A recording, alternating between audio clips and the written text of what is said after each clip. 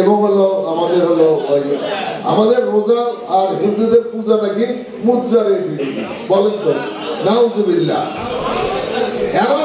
এই জামাত এখন হিন্দুর একজনকে যদি বলা হয় তোমার নাম মোহাম্মদ রাখবে, মুসলমানের একজন নাম যদি বলা হয় তোমার নাম রাম রাখো, রাখবে?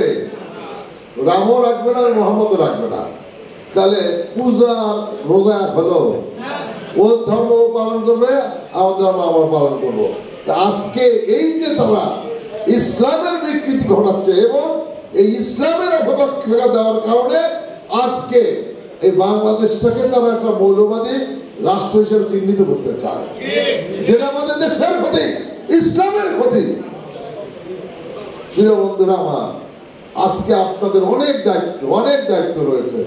যারা আজকে আলেম ওলামারা আপনি আসছেন, দায়িত্ব এই আগামী ফেব্রুয়ারিতে নির্বাচন, ফেব্রুয়ারি আগে এই নভেম্বর ডিসেম্বর জানুয়ারি থেকে ওয়াজ মাহফিল শুরু হয়ে যাবে, তাই না? আর ওয়াজ মাহফিলে এই জামাতের লোক যায়, মনে করেন আপনি ওয়াজ মাহফিল আপনারা কন্ট্যাক্ট করলেন, গ্রামে গঞ্জে দেখবেন 80% লোক বিএনপির লোক। ওই বিএনপির লোক টাকা তুলে দিল, হুজুরের 40,000 50,000 1 লাখ টাকা যা দিল, আবার বিএনপির টাকা নিয়ে বিএনপিকে গালে দিয়ে চলে গেল। এই সব ওয়াজ মাহফিল যারা করে তাদেরকে বয়কট করেন, প্রত্যাখ্যান করেন। আপনারা ওয়াজ মাহফিলে যাবেন এবং বিএনপি যারা করবে তাদের বলবেন ভাই জামাত এক আনা যাবে না। আমরা তো এখনই বলে দিচ্ছি, আমরা প্রত্যেকটা থানায় এখনই বলে দিয়েছি, কোন জামাতের লোক জানি আর মাহফিলে আমরা দেখি না, সেখানে আমরা যাবো না।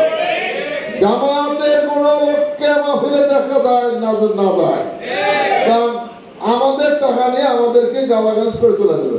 আমি বদরুল রশিদ সাহেবকে বলছিলাম, আচ্ছা আমার একটা পরিচয় আছে, আমি বিএনপি করি, বগুড়া জেলা বিএনপি সভাপতি, তাই না?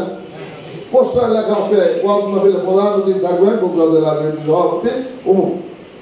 আপনি যে ওয়াজ করবেন তাহলে আপনি নাম দিয়ে দেন, ওয়াজ ফরমাইবেন জামাতের মুখ নেতা অমুক, লেখা দেন। তারপর আপনি জামাতের কথা বলেন, কয়টা লোক আসে আপনি দেখেন তো। আপনি ইসলামের কথা বলবেন, কোরআন হাদিসের অপব্যাখ্যা দেবেন, আর ওই ওয়াজ মাহফিলে যে বিভিন্ন দলকে আপনারা তুলে ধরা করবেন, এটি তো হবে না। আপনি ওয়াজ মাহফিল করবেন, আপনি ইসলামের কথা বলবেন, কোরআনের কথা বলবেন, দলের কথা বলতে পারবেন না। আজকে এখন আবার মসজিদে শুরু করছে, বুঝছেন?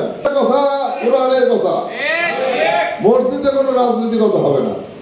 আমার দেখেন এই যে মানুষ প্রতারক কত ধরনের প্রতারক হতে পারে।